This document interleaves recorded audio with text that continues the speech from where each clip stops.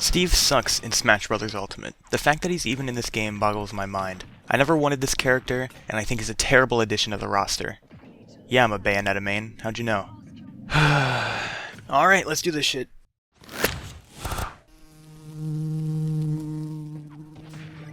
I'm gonna go through Steve's whole moveset and explain what I mean by he sucks. All the details I explain are completely factual and have been pulled from credible sources. So without further ado, let's get into this.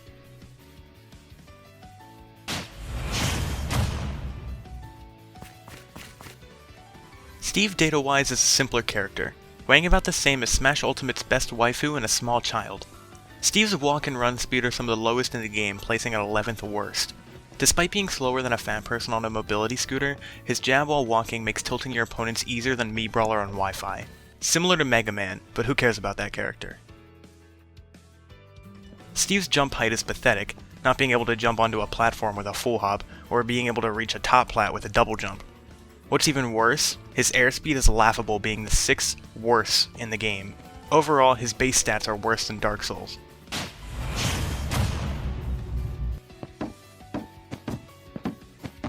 Steve's variation of skins are interesting to say the least. For P1 there's the classic Steve look, for P3 some Scottish guy, then Serena Williams, another Scottish man, some farmer girl, the best ult, and then Steve with slightly skinnier arms. No, I did not forget Alex, I just don't care.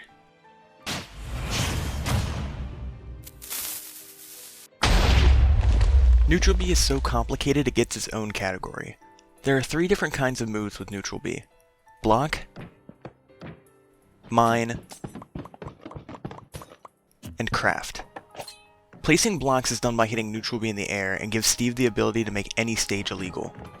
You will most likely see this move being used when Steve runs away faster than when he sees a phantom. Block is really common over the ledge as well, especially trying to edgeguard that Pikachu who's been spamming Thunder Jolt all game. If you want to win, you can simply hit the blocks to get rid of them. Except when you can't. If you want to win, you have to mine whenever your opponent is 5 feet or more away from you. The longer you mine, the better chance of getting the automatic win item. Not to mention, Starcades are stupid because they give Steve so much time to mine. If you look below Steve's icon, you'll see Nintendo's embarrassment of an inventory system. This bar shows you the different amount of materials you've gained from whacking the ground. The materials depend on which stage you're on. Some stages will mainly give you wood, stone, or iron. Once you've mined for a whole wooden pickaxe worth and some change, you'll get a diamond. In my opinion, the best time to use it is right before you fall into a Pyra F smash. Speaking of using diamonds, crafting is a thing. Using B near a crafting table, which you can summon by holding shield and B, crafts the best equipment you can make based on the materials you have. There are 5 different tiers of tools. Wood, which you start out with in-game and in the morning. Stone, which is what you craft when you have nothing better. Iron, which makes Steve viable. Gold, which makes his frame data on par with Sheik. And finally Diamond, which makes his frame 13 forward smash scarier than a Ganon with full rage.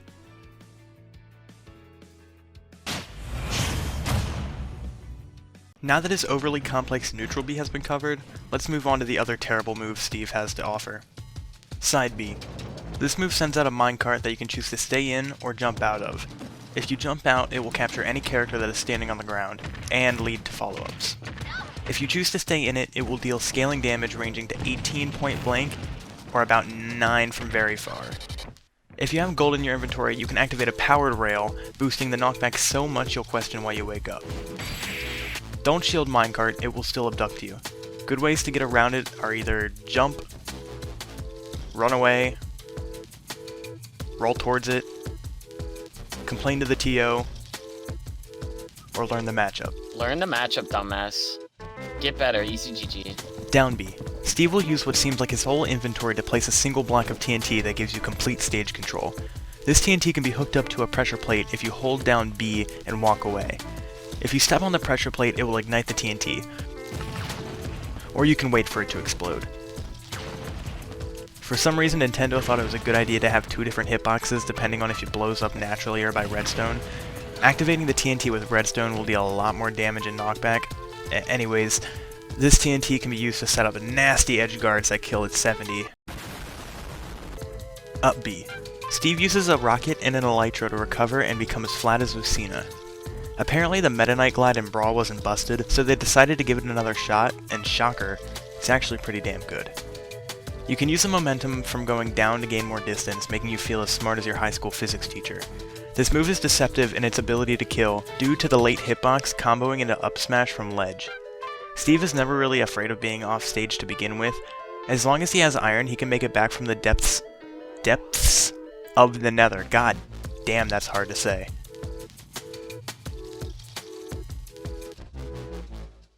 Up tilt. Be careful approaching Steve's shield unsafely or you'll get chopped up faster than Villager's tree. Steve can get a massive lead from a single up tilt, due to it stringing into many more up airs and finishing with an up smash, forward smash, or other aerials. Forward tilt. Notorious for dragging fatties and fast fallers across the stage and finishing with a fair spike. It's dumb. The funny.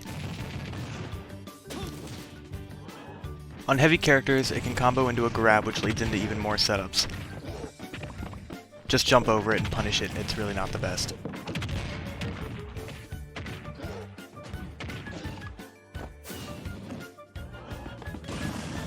Jab. The main move into a pick loop that will leave you more heartbroken than that middle school girlfriend. Damn, that hurt. S-Fair. Performed when short hopping and comes out faster than you should be hitting that subscribe button. Please. It's Steve's quickest out of shield option that can combo straight into a full forward air. F-Fair. The full hop version. He hits with a pickaxe and has an extremely hard to hit spike box. If you get spiked on stage, you best pray you take it and roll because it leads to an up smash and kills. S-Bear. Same as S-Fair but behind him. I don't know what you expected. Scary on the ledge, I guess. F-Bear. A strong kill option, especially with diamonds. Usually seen when he jumps out of a minecart or you jump out of a minecart. Haha, funny anvil deals stupid damage and can even be cheesed to deal twice as much damage. And did I mention it breaks shields? You can choose to ride this thing longer than... Sorry, hold on. I forgot to put a joke in here. Give me a second. And deal massive damage and knockback. Or jump off of it and deal less damage. Up air. The sequel of up tilt you didn't want. It leads into itself more times than I've studied for finals. And can be finished with up smash if you're looking for that sweet Twitter clip. F smash. Comes out frame 13, which is a Smash player's favorite number. Unless you have gold, then it comes out frame 10. The disjoint of this move is dumb and can kill as early as your pet goldfish from the fair. Down smash. Not only does it burn hotter than that girl you've been talking to, owned, it counts as a projectile and can be reflected back onto you if you're not careful. It sends at such a downward angle, not many characters can recover from it. Up smash. The instant hitbox the size of your mom that has a whopping 76 total frames and is active for 50 of them. You'll only ever see this move be used into confirmed combos or anti-airs due to its lag lasting as long as a red light when you're running late. Dash attack.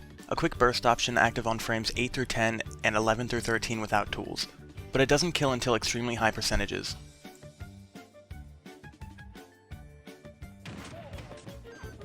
Despite the lack of many things, this character has some decent throws. With its weird grab box, it's also pretty easy to land this move. However, there are 42 frames total of inactive hitboxes, so don't miss. Down throw. There are two variations of this move, with and without an anvil. Think of it this way, to combo or not to combo. Common follow-ups are forward air, to start pick loops, or dash attack because they're lame. Forward throw. Being one of Steve's two quote-unquote kill throws. It sends at such a disgusting angle Little McMains will drop the game as soon as it happens. Back throw. Doesn't have any follow-ups and is only really used to throw you off stage harder than the Minecraft original soundtrack. Up throw. Steve's other kill throw, and Zelda's worst nightmare. Only really used at very high percentages, but once he does, you'll faint faster than the Smash player in the deodorant aisle. Steve is dumb and I hate him. I bet all of you Steve mains have arthritis by now, and I honestly don't know how you do it. His movement data is garbage, his setups are mediocre, his combos are boring, he's the most unoriginal and non-creative character you can play, though block is kinda funny. And that's why I main Zombie. Thank you guys for watching. This video took over a week to make. Leave a like if you want to see this on more characters, and leave a comment in the description on who you want to see it on next. If you would like to be part of our little community, please don't forget to subscribe and join our Discord. The link's in the description. This video had a lot of work put into it, and many members of the Smash community helped with some of the jokes. With all this, I can finally go to sleep. Smoochies.